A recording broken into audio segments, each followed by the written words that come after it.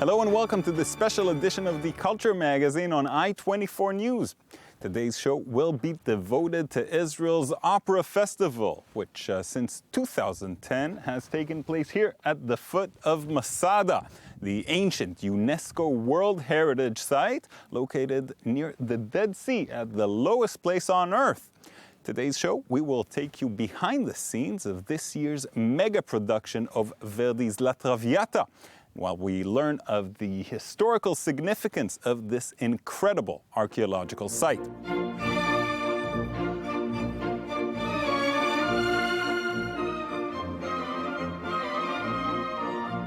The natural fortress of Masada was once a classical Roman-style palace ruled by King Herod.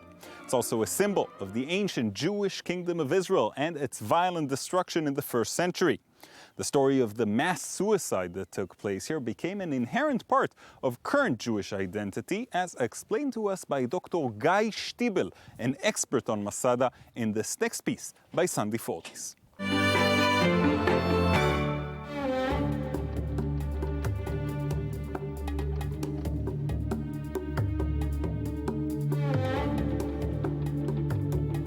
When the small nation, Jewish nation, came back to the country and started to build up her modern, or its modern mythology, I think the story of Masada, the location in the middle of nowhere in the desert, and the fight until the very last person captures the imagination of the people, especially of the youth. Therefore, it became part of being such a big name, Masada.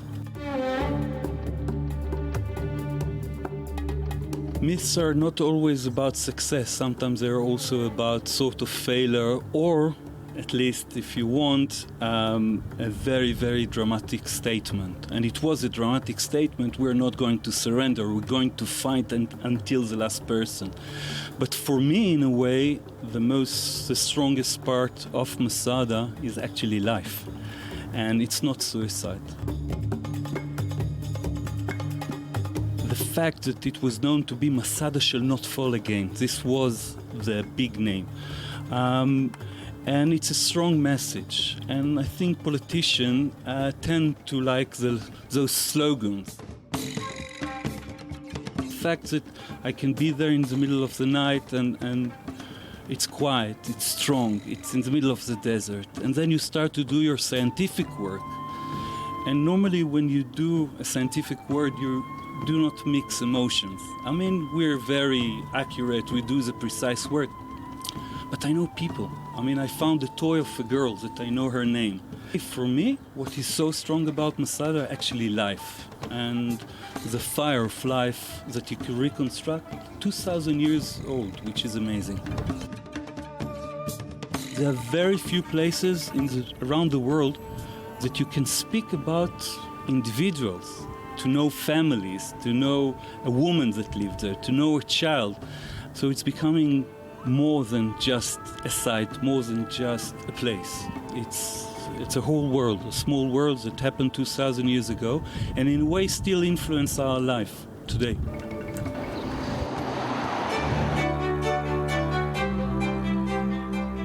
Standing here on the 3,500 square meter stage where the opera is about to begin, a lot of excitement among the thousands of Israelis and tourists who will attend the event. For more mind-blowing statistics about the scale of this production, here's a story by Daniel Oren. Everything is of epic scale at Masada. This ancient site, located 424 meters under sea level, perched on top of a 450 meters high cliff overlooking the Dead Sea, is charged with a massive historical weight. Over 1 million tourists visit the place each year, but Masada is more than just a relic. It also functions as an entertainment venue with a 3,000 square meter stage that has already hosted some of the biggest orchestras, including the Israeli Philharmonic and symphonic orchestras. A number of international artists have also performed at this unique location, from singer Andrea Bocelli to Israeli rocker Asaf Avidan, to French house DJ David Guetta, who made over 20,000 people dance in the desert last year at the Dead Sea Rave Festival.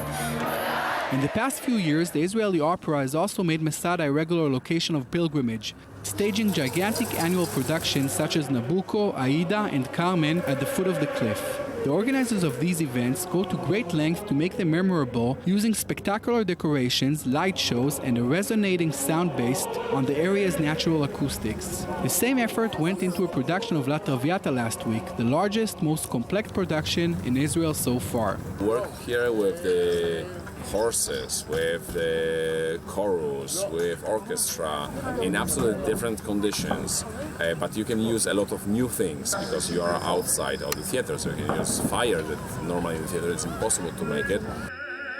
Over 2,000 people worked on La Traviata's 4 shows. This summer, the Opera Festival has gathered an audience of over 50,000 people. These exclusive shows are worthwhile investment. Every festival in Masada injects some $23 million into the country's economy, but $1 million doesn't come for free.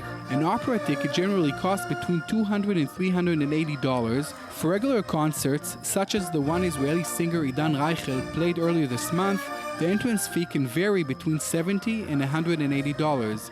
In order to promote this summer's events, the Israeli Ministry of Tourism spent over $400,000 on accompanying advertisement campaigns. Big dreams don't come true easily.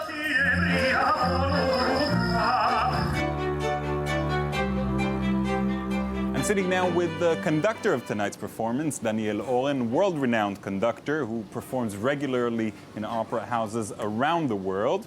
Daniel, thank you so much for speaking to me tonight. Well, thank you very much to you. So I'm curious, after performing in such great venues all around the world, performing here, near Masada, does it have any special meaning? For me, certainly yes. I think being a Jew and Israeli, it has a special meaning, but I think to everybody it should have a special meaning. To every person who knows the story, the important story of this place, there is a special emotion, really a special emotion. And for us, Israeli, perhaps more special than for the others. And something is creating here a certain magical atmosphere that in other places I don't think can be created. Even there are fantastic places in the world with like Arena di Verona that I'm conducting so much, and that perhaps the biggest arena in the world is Verona, very magic. But here that you have this mountain in front of you, and to make music here is something special. What is also very, very special for me is to play every night Hatikva, our hymn. Yeah, Here it's very, very really emotional for me and for all of the public. Beautiful. Now let's speak about the opera that you guys will be putting on tonight, La Traviata. What's special? Why is it so popular, La Traviata? The Traviata. Yeah. The story, also. The story, I think, touches everybody. So why this opera more than the others, I cannot tell you, because Verdi, for me, was the biggest genius as a composer, and all his opera are really the most beautiful melodies and the themes in the world. But this becomes one of the most popular opera, and you can only perform one a night. Unfortunately, I think that it became a very popular opera, but it became also a vulgar opera in a vulgar way, and that's what I tried even in this place, which is not easy, to try to give it the elegance and the class that it needs to be given. It's very, very difficult also because the way of Verdi of writing the first operas that we call in Italian Primo Verdi is very, very simple for the orchestra, for example. It's many times pum, pum, pum, pum, pum. And that's very easy, but very, very difficult that it doesn't become like a banda all'italiana. And that's what we are trying here. It's not easy, it's very, very difficult, but fortunately we have the Masada, we have a fantastic cast of singers, and the set this year is really incredible. Daniel Oren, thank you so much and enjoy tonight. Toi, toi, toi. For more on this powerful opera, La Traviata, here's our next piece by Michal Divon. Who is Violetta Valerie of La Traviata? Is she a hero, a hooker, or just an older woman who seeks companion from younger men? Or perhaps she's like many other women across time, in search for real love, yet very much afraid of it. Violetta Valerie, La Traviata's protagonist, whose tragic love story ends in her own death, is an endless story depicted all over the world and across time. This year, the story of La Traviata comes back to the Israeli opera and set below Masada and the solitude of the Judean desert. Conducted by Daniel Oren, while the role of Violetta is performed by Romanian operatic soprano Elen Mosuk, the first soprano in Eastern Europe to receive the international award Siola de Oro. It's a beautiful role, a beautiful character of a woman who loves for the first time very, very much, and she sacrificed her life for the man of his life, her life.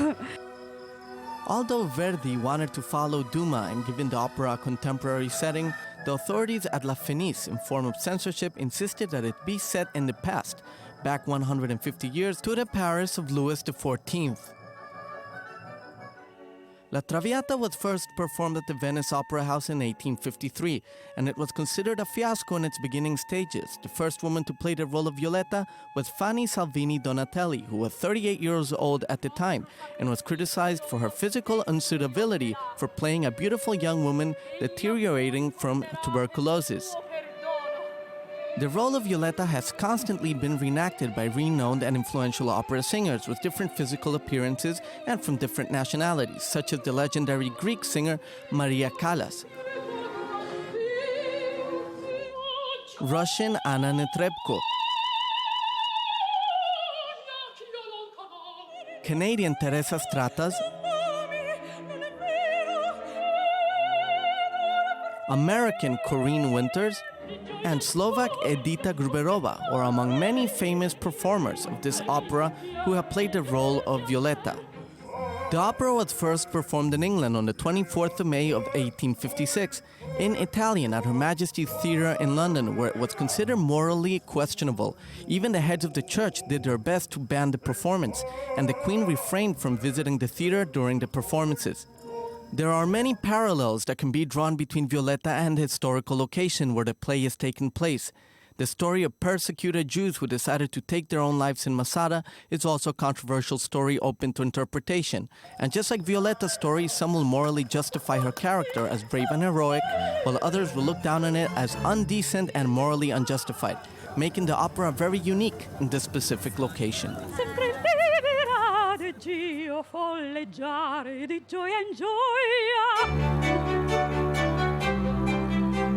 Joining me now on stage is Chana Munitz, the general manager of the Israeli Opera. Thank you so much for taking the time, Chana.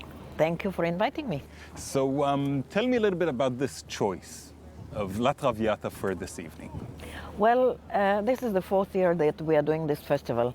After we did the obvious Nabucco, Aida, and Carmen, we wanted to do a very popular, loved opera like La Traviata. La Traviata was the first opera that was done in Israel in 1923, before we even had a country, before Tel Aviv was built. Already we thought we need to do an opera in Tel Aviv. So now, when we start a new festival, this is what we want to do. Back then we had our priorities straight. That is true. So the Israeli opera is doing great with a lot of subscribers, a lot of people who are coming in to see the shows. What fantasy do you still have for the Israeli opera? Where would you like to take it? Well, first of all, I would like to make it more accessible to everybody in this country. As you probably know, Israel has no tradition for opera. We have a tradition for musicians, very good instrumentalists, very good pianists, conductors, but not opera singers. So for us it is a challenge challenge to actually bring opera to everybody and get to people to know opera. Because for me, I always say that opera you either love or you don't know. If you get to know it, you start to love it. Great line to end on. Hannah Munitz, thank you so much. Thank you very much. Thank you for coming and enjoy. This concludes our special edition of the Israeli Opera here in Masada. I hope you enjoyed watching our show. Tomorrow night, a brand new show for you. Please join us for it.